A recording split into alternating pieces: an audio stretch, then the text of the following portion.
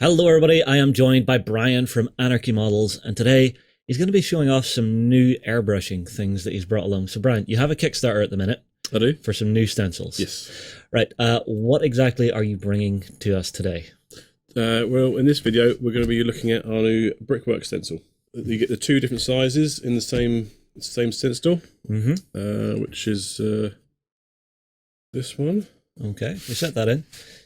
So these are your HS stencils, your high-speed ones. Yeah. So these are not sticky-backed, and you've designed them to be washable and reusable for everybody and just super simple to use, yeah? Yeah. They're very flexible, very tough plastic, so you can wash it and reuse it pretty much forever as long as you don't just crease them up and fold them. Yeah.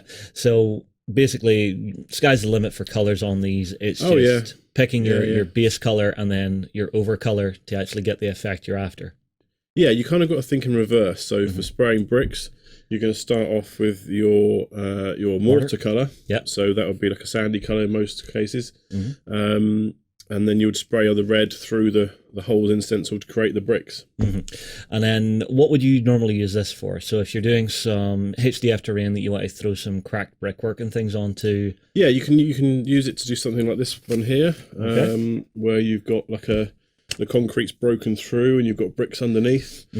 Or you could just do the whole side of a building, or you could use it to do bases. Yeah. Wherever you might want either bricks or a tiled brick shape floor. Yeah. See, I was thinking if you did it, the brick itself was like a sandy colour on a base, it might look like some of the cobbles you see walking up high streets. Yeah. You could do that. I mean, we've got like a grey bricks here that looks a bit like kind of what you... Yeah, what I'm talking about there. Kind of what you're talking about. Let's just jump straight into it then and have a look at it. So you've got a couple of blue petered bits where you've already got the base colour down. Yeah, so, well, actually no, these are just primed. So this is just a bit of plasticard that I've primed grey. Yeah. I just use a spray primer because I think it's easier than, and it sticks better than the airbrush primer. Yeah. Now, do you have any particular primer, rattle can primer that you like to use? I just tend to use this Halford's grey. Car body primer. It tends to stick really, really well. And you got to remember, it's just the car primers. The car colours are really thick and gloopy and going to just obliterate the model. Gotcha. So the primers, the red, grey, white, black primers, those are actually quite good. They really stick, particularly from resin models. Those are very good for really giving a good stick to it.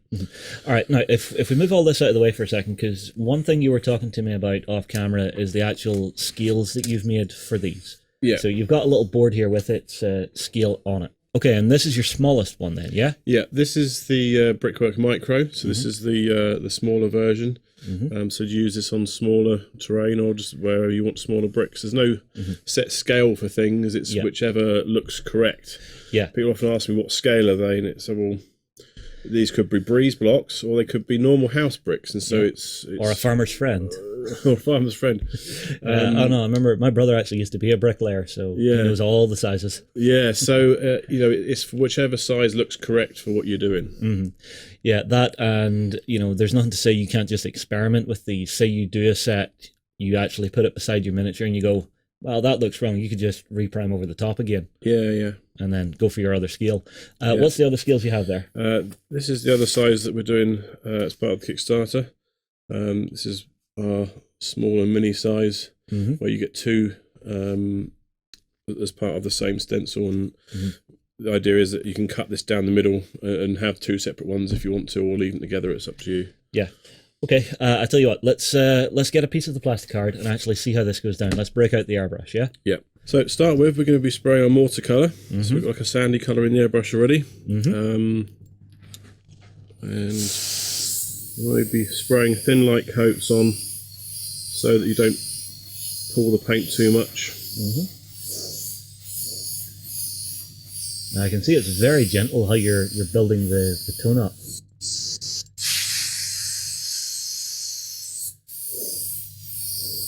It was. That's a bit thicker now. It's taken too long. I'm guessing you're running a dual action brush. I am using a dual action brush, yeah. Is there any particular airbrush you prefer to use for your painting? Well, this is a Harder and Steenbeck. OS was also very good. So that's what I normally tend to use, one of those two.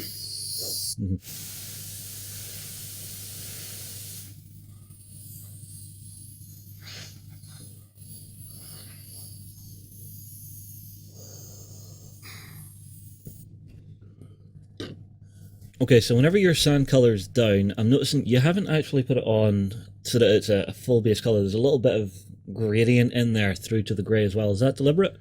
Yeah, I think it makes it look a bit more natural. It doesn't show up a huge amount once you've got the bricks on, but if it's all totally even perfect, it probably doesn't look quite right. And even on the bricks, just when you're spraying them on, you tend to get them a little bit uneven, which I think looks better.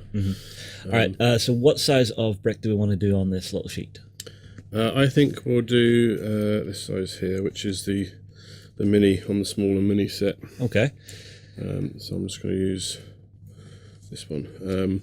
Now, when you're using the stencils, it's always a good idea to spray through from the same side. That way, when you have paint on it, if you were to flip it over and do something else, you might get paint on the model. Ah, I gotcha. So there's actually the name is written on the top of the stencil here. You can see. I always try and use that side because then I know which side which, and it stops you getting paint on your model. Yeah, I do something similar if I'm ever magnetizing things. I'll take a Sharpie and just mark the end that I'm not sticking in, so I know that's the end that always sticks out. Yeah.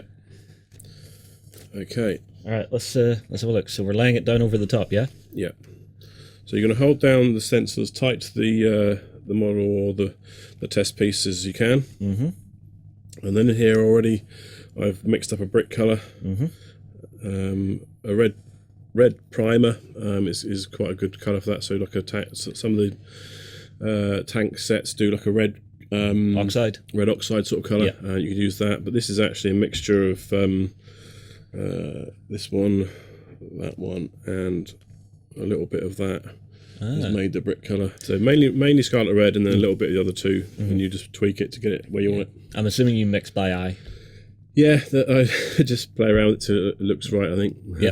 All right, off we go. So again, we don't want to blitz the pattern too hard. Thin light coats.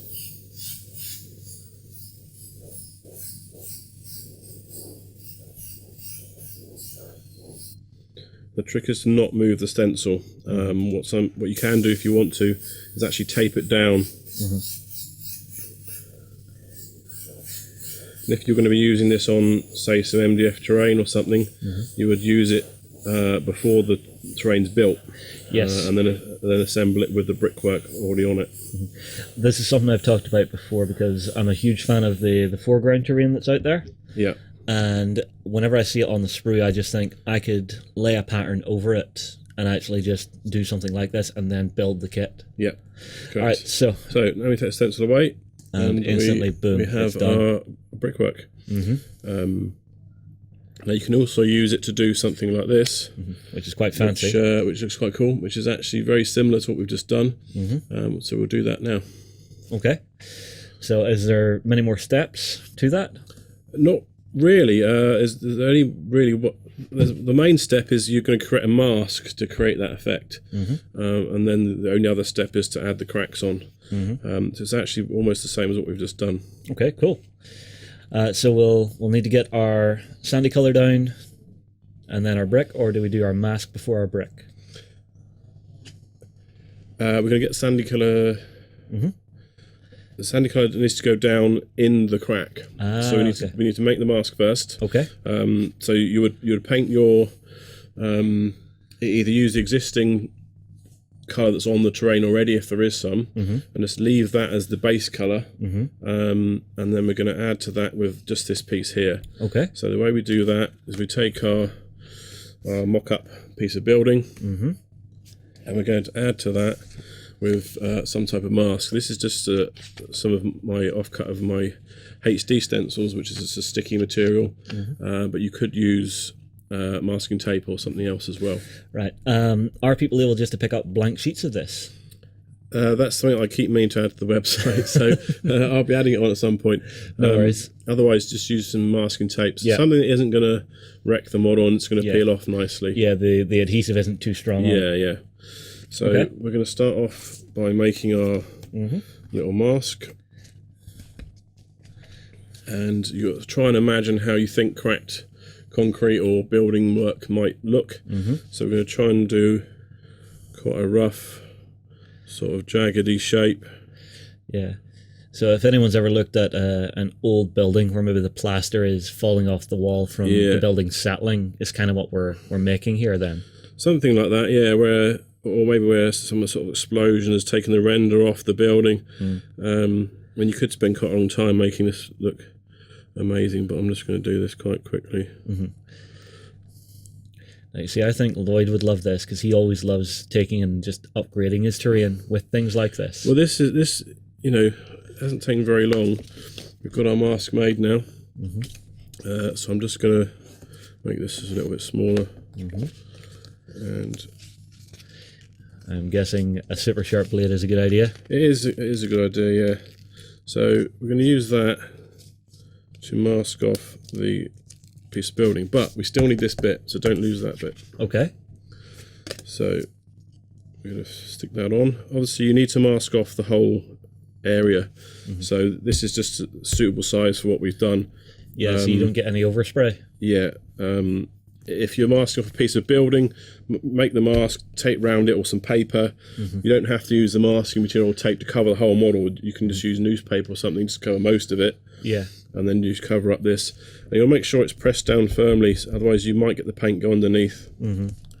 Again, this is why this material that you have is quite good, because it's got that nice thin filminess that you can actually you can see through it, and it makes it a little bit easier. But it's not essential for this. So we're going to go back in with the sand color, sand color first.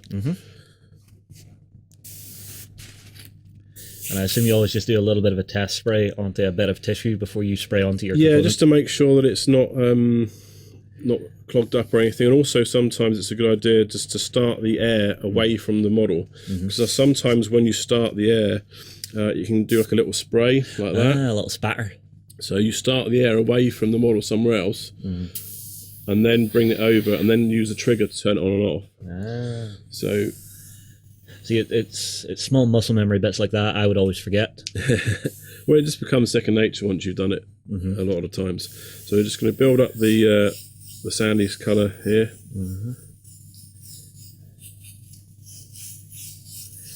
Again, I'm not really blitzing it on. If you put it on too much, it's going to try and get under the stencil, and it will wreck it. Yeah, or you're going to have too much on an edge and it's going to bind to the edge of the stencil, so when you peel it, you might peel your paint. It might do, if you really layered it on, then yeah. But generally this stuff, the Vallejo paint's actually really good. I've not ever had it do that. But it's more about just lightly layering it on and building it to the colour you want. So we just let that dry for a second. Yeah, and then you'll sometimes use the airbrush itself, just the air on Yeah, its so own. this is just the air now, so there's no paint coming out, you can see. This is just to dry it. Yeah. That's what you can do with a double action airbrush. So that's that stage done. So now we can come back in with the, I'm going to use the micro stencil this time, the really small one. Yep. And use our brickwork colour again. Yeah. I'm guessing it's kind of handy to have multiple airbrushes at this stage. Not as much for this one, because normally you would just go from one colour to the other and you'd be done. With some techniques, it can be really handy if you're going back and forth a lot to have more than one airbrush. Yeah, so basically keep an eye on eBay. Right, so again, you want to keep the stencil held down really tight to the subject. Yeah, the target area. And just lightly layer the paint over where we've masked. We don't need to cover the whole stencil, just where we've used the masking area. Again, you're careful not to move the stencil. If you need to, just tape it down.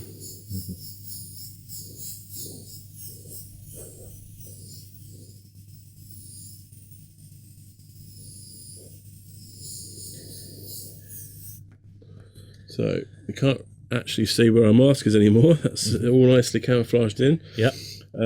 So what I'm going to do now is I'm going to use another airbrush, so it's okay, because it's already clean, and we're going to put a little shadow at the top of where the cracks fall away. You're going to have like an indent where the cracks fall, the concrete's fallen away, so you're going to have a shadow. The depth of the render. Yeah. So you could do this with a paintbrush, but as we've already got it masked up, you you can just do it with the airbrush. Yeah, that and the airbrush gives you a nice feather once you get the technique down. Yeah. So this is just the Vallejo Game Ink Black. This is more of a transparent paint than an actual ink. And all we're going to do is just along the top edge of the where the mask is, which unfortunately the camera can't really see, you're going to pick out just the edge with the transparent black. I think that's actually showing up, which is good. Yeah. I'm very, very lightly feathering the trigger on and off. You don't want to be layering it on too heavily. Yeah, you don't want just a black line. No. I see. This is always the magic whenever we see these stencils in action. Is just you'll see it build and build and build, and then when you draw it off. Yeah, the minute it does, you can't really see what's going on, but at least you can see the black going on. I'm actually having trouble difficulty seeing the line myself. Right. So that's that. So now we are going to remove the mask. Okay. So this will give us our first look at what we've created. So there we go. That is the correct concrete away from the bricks. Kind of reminds me of a comedy club. Yeah. The way you sometimes get that brick wall line. Yeah. So now this is what we wanted to keep the other piece of the mask for. Again, you don't have to do this stage. You could do this with a paintbrush, but I'm going to do it with the airbrush. Now you have to be very careful. Line this back up with the brickwork, with the hole in the brickwork. Sorry. And what we're going to do now is going to do the opposite of what we just did with the black. We're going to highlight this bottom edge. Now, if you've still got your sandy colour in an airbrush, you can use that. Because just a little bit of, just a touch of it on the bottom, it's still going to show through. The grey is still going to show through. Yeah. And it's not going to look like it's actually the sandy colour at all. Yeah, so it's sort of that broken edge that's being lit up. Yeah. So we're going to pick out this bottom edge here, and also the top of the side of the broken pieces where you have the shadow at the bottom, then you have the top piece here. You want to highlight it a little bit. And we're not going to go crazy with it. You just want to pick out just the edge a little bit.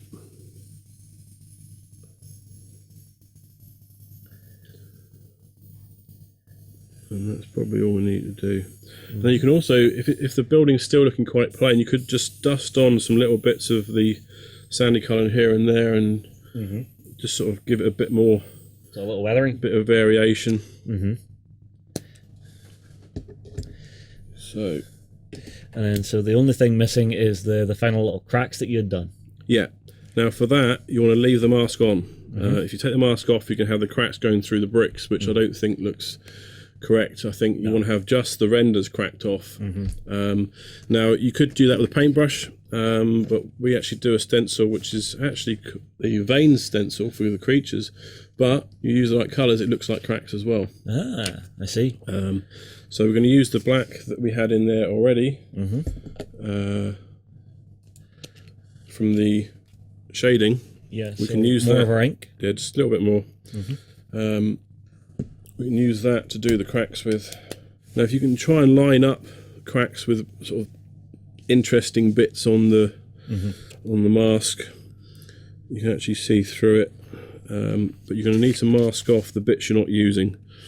So we'll just use some other things to mask it off.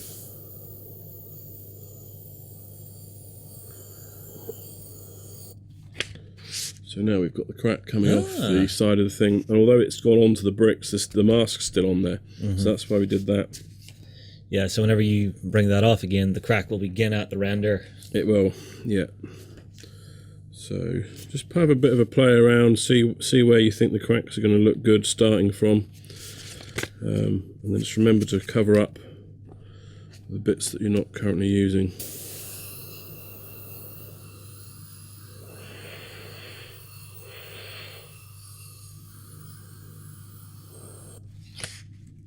So there.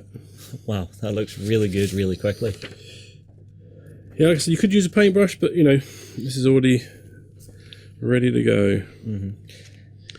And And you can keep going with this, just get it to where you think it's looking correct.